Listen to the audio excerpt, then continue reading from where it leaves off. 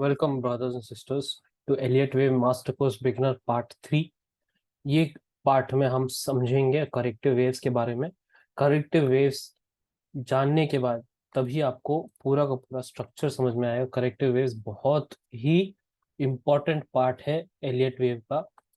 तो आप देख सकते हैं एक पूरे के पूरे मार्केट स्ट्रक्चर साइकिल में करेक्टिव वेव्स एक बड़ा सा पार्ट है यहाँ पे। और इस 5 वेव इम्पल्सिव स्ट्रक्चर, जो हम इम्पल्स बोलते हैं, मोटे वेव है 1 2 3 4 5, इसके अंदर ही वेव 2 का एक करेक्शन है, वेव 3 का, वेव 4 का करेक्शन है। तो इसको समझना बहुत ही इंपॉर्टेंट है, क्योंकि मार्केट हमेशा 80% ऑफ द टाइम मार्केट है जो करेक्शन में रहता है।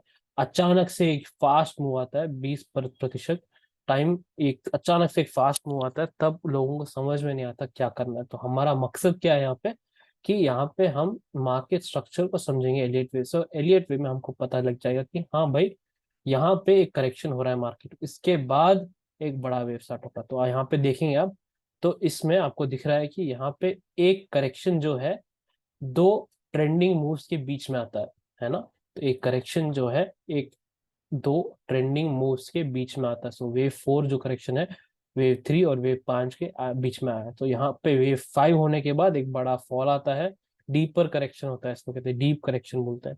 और ये डीप करेक्शन के बाद वापस से एक और बड़ा मूव स्टार्ट होता है ना। तो एलियट वेव या फिर मार्केट स्ट्रक्चर समझने के लिए आपको ठीक से समझना पड़ेगा करेक्शन के बारे में। और यहीं से आपका सच्ची में रियली आपका एलियट वेव जर्नी जो है यहीं से स्टार्ट होगा, है ना। तो करेक्शन क्यों होता है ये हमको समझना पड़ेगा। तो वेव 2 जो है, ओके, तो वेव 2 करेक्शन हमको कब मिलता है? वेव 1 के बाद मिलता है। इसमें क्या होता है, एक समझिएगा यहाँ पे, एक डम मनी मतलब किसी को मनी को डम नहीं बोल रहे हैं हम। डम मनी एक शब्द है या फिर टर्म है जो काफी एक जोक जैसे बोलते हैं। कोई किसी को ऑफेंड करने की जरूरत नहीं। यहाँ पे डम मनी को स्मार्ट मनी किसको बोलते हैं? स्मार्ट मनी जो बड़े लोग होते हैं, बड़े हाथ जो कहते हैं, छोटा हाथ जो होता है इसको डम मनी बोलते हैं। जो ज्यादा मार्केट के बारे में जानते नहीं है, सिर्फ पैसा है उनके पास, मार्केट में डालते हैं डेली, सोचते हैं कि आज इतना कमा लेंगे। उनको कुछ पता नहीं होता कि मार्केट क्या करने वाला है या फिर क्या कर सकता है मार्केट। तो बिना कुछ जानकारी के सिर्फ पैसा लेके आके मार्केट में डालते हैं और फिर नुकसान करवाते हैं। उनको थोड़ा डम मनी बोलते हैं। स्मार्ट मनी को क्या बोलते हैं? प्रोफेशनल ट्रेडर्स होता है, हेज फंड्स होते हैं, म्यूचुअल फंड हो गया, या फिर आपके ब्रोकरेजेस, या फिर आपके फॉरेन इन्वेस्टर, डोमेस्टिक इन्वेस्टर, जो भी बड़े लोग हैं ना, जिनके पास बाइंग पावर है, जिनके पास पैसे का ताकत है, इनको बड़े हाथ बोलते हैं, बड़ा हाथ। तो इन बड़े हाथ में स्मार्ट मनी को ये लोग वेव 2 में एक पैनिक ड्रॉप जैसे एक दिखाते हैं। तो एक पैनिक ड्रॉप जब आता है एक अचानक से, तो सारे रिटेल लोग जो होते हैं, छोटे लोग, उनको ये लगता है कि हाँ भाई मार्केट तेजी से गिरने वाला है और चलो मंदी का सौदा करते हैं। तो इसी टाइम पे ये लोग स्मार्ट मनी क्या करते हैं, धीरे धीरे धीरे बड़े बड़े तेजी मूव जो आने वाली है वेव 3 में, उसके लिए तैयारी करते हैं, है ना। इस वेव 2 के ड्रॉप में जैसे ही वेव 2 खत्म होता है, एक बड़ा सा एक वेव 3 फास्ट स्टार्ट होता है। जैसे मैंने कहा, ये टाइम पास होता है, प्राइस करेक्शन हो सकता है, टाइम करेक्शन हो सकता है। प्राइस करेक्शन में वेव 2 क्या करता है, डीप अचानक से आ जाता है। तो ये अचानक वाला मूवमेंट क्या लगता है लोगों को कि हाँ भाई मार्केट वापस नीचे जाने वाला है, चलो मंदी करते हैं। पर अचानक से ये फास्ट वेव 3 आ जाता है। इनको समझ नहीं आता कि हाँ भाई ये मार्केट ऊपर ही जाएगा। तो हमारे जो ट्विटर के गुरुज होते हैं या फिर यूट्यूब के गुरुज होते हैं, है ना, यहाँ पे जो टीवी पे आते हैं या फिर कुछ लोग ऐसे जो भी हो, आपको उनके पास काफी सारी फॉलोइंग होती है, उनका ज्यादा नुकसान नहीं होता है एक दो शब्द बोलने पे कि हाँ भाई मार्केट गिरने वाला है, चढ़ने वाला है। पर उनके फॉलोअर्स जो होते हैं, जो सीखना चाहते हैं, जो लोग सच्ची में पैसा डालते हैं मार्केट में, वो लोग फंस जाते हैं यहाँ पे। क्योंकि उनको सुन के जो यूट्यूबर्स होते हैं या फिर वो लोग 80% या फिर 90% बोलो, उनको समझ नहीं आता खुद कि मार्केट में क्या हो रहा है। हर 2 दिन अपना व्यू चेंज कर लेते, पलट जाते हैं। मार्केट में ऐसे चेंज हो गया तो हम भी पलट लेते, चलो कोई फर्क नहीं पड़ता। तो ये लोग को समझ नहीं आता, तो इनके फॉलोअर्स को थोड़ा कम समझ में आ जाएगा क्या हो रहा है मार्केट में। सिंपल है। तो यहाँ पे मार्केट ऊपर गया है, तो यहाँ पे वेव 3 में हमको पता है इसको कभी हम ऑपोजिट डायरेक्शन, इसको मंदी, जब ये तेज हो रहा है वेव 3, हम इसको कभी भी मंदी के सोचेंगे भी नहीं, मंदी करने का सौदा सोचेंगे भी नहीं वेव 3। क्योंकि ये कहाँ तक जा सकता है आपको नहीं पता, इसका बहुत तेज होता है ये वेव थ्री। अगर ये वेव थ्री मंदी में है, वेव थ्री मंदी वाला बन रहा है, तो इसको हम तेजी वाला सौदा करने का सोचेंगे भी नहीं, है ना। ये होता है वेव थ्री का पावर। तो वेव टू वेव थ्री से पहले आता है। यहाँ पे सारे डम मनी जो होते हैं, रिटेलर्स या फिर जिसको समझ नहीं आता कि मार्केट के बारे में क्या हो रहा है, हमारा क्या फायदा है, हमको ये वेव थ्री पकड़ना है ना। तो वेव थ्री पकड़ने के लिए हमको ये समझना होगा कि वेव टू कब खत्म हो सकता है ना। इसके लिए हम करेक्शंस पढ़ने वाले, अलग अलग तरीके के करेक्शंस कैसे होते हैं उसको हमको पढ़ने वाले हैं हम, है ना।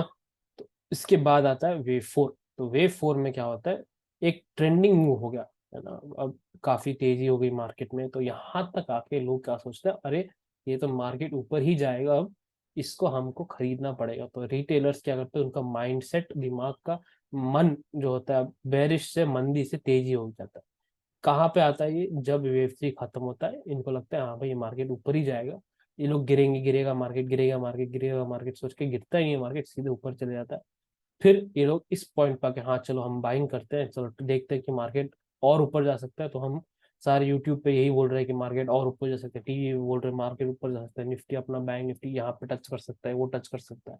और ये भी बोल रहे हैं कि मार्केट गिरने वाला नहीं है, जो भी ड्रॉप आएगा उसको खरीदो, ऐसे बोल रहे हैं। तो हर गिरावट पे यहाँ पे वेव फोर में क्या होता है, सबसे डेंजरस वेव फोर होता है। और उसके बाद ये जो एबीसी स्ट्रक्चर है यहाँ पे बड़ा वाला, इसके अंदर का बी स्ट्रक्चर जो होता है ये सबसे ज्यादा डेंजरस होता है। तो वेव फोर और वेव बी हमेशा डेंजरस होते हैं, क्योंकि इनके कोई भी पैटर्न बना सकता है ये, है ना। कोई भी पैटर्न ये बना सकता है। वेव टू थोड़ा इतना ज्यादा डेंजर नहीं है, क्योंकि यहाँ पे सिर्फ कुछ ही पैटर्न करेक्शन के आते हैं, सारे नहीं आते हैं। तो वेव फोर में कुछ भी बन सकता है, वेव बी में कुछ भी बन सकता है। इसका एक रीजन है, एक वजह है, डिस्ट्रीब्यूशन स्टेज है ये। मतलब जब सारे मुनाफा लेने का टाइम आ गया, यहाँ पे सारे बुकिंग करने वाले हैं प्रॉफिट, जो हमारे रिटेल ट्रेडर्स में घुसे ही नहीं मार्केट में, सारे बड़े बड़े हाथ जो खेलते हैं यहाँ पे, उनका मुनाफा मुनाफा लेने का जो टाइम आ गया है, तो वो लोग धीरे धीरे मार्केट ऊपर नीचे करेंगे। और वे फोर की एक स्ट्रक्चर कॉम्प्लिकेटेड, मतलब बहुत मुश्किल सा पहचानने के लिए एक वेव फोर, कभी कभी प्रोफेशनल एलियट वेव एनालिस्ट भी यही बोलते हैं कि चलो रुकते हैं थोड़ा टाइम, देखते हैं कि मार्केट वेव फोर में क्या बनता है। क्योंकि उनको ये पता है वेव फोर जब बन जाएगा, एक बड़ा सा रैली वापस आने वाला है वेव फाइव, जो लास्ट हो जाता है। बड़ा सेल ऑफ से पहले एक बड़ा रैली आएगा, इस बड़े रैली से पहले एक करेक्शन आएगा मार्केट में, जो है वेव फोर, है ना। तो ये होता है, हमेशा होता है, हर टाइम फ्रेम पे होता है। वे 1 मिनट टाइम फ्रेम हो गया, 5 मिनट टाइम फ्रेम हो गया, 1 आवर टाइम फ्रेम हो गया, वन डेली टाइम फ्रेम हो गया, वीकली मंथली, जो भी टाइम फ्रेम पकड़ो, जो भी स्टॉक पकड़ो, इंडेक्स पकड़िए आप या फिर बिटकॉइन पकड़िए, सारे में यही पैटर्न फॉलो होते जाएगा, है ना। इसके बाद डिस्ट्रीब्यूशन स्टेज जो आता है, डिस्ट्रीब्यूशन के बाद हमारा करेक्शन फेज आता है। ये पूरा का पूरा करेक्शन फेज ही है। इसके बाद एक लास्ट रैली आता है जो सबको ट्रैप करता है ना। तो this is the last stage, wave five. इसके बाद एक बड़ा करेक्शन स्टार्ट होता है मार्केट में, जो ये पूरा का पूरा करेक्शन 3 वेव का होता है ना। तो जैसे ही ये बड़ा करेक्शन एबीसी पैटर्न में है, वैसे ही वेव फोर छोटे एबीसी बनाएगा यहाँ पे।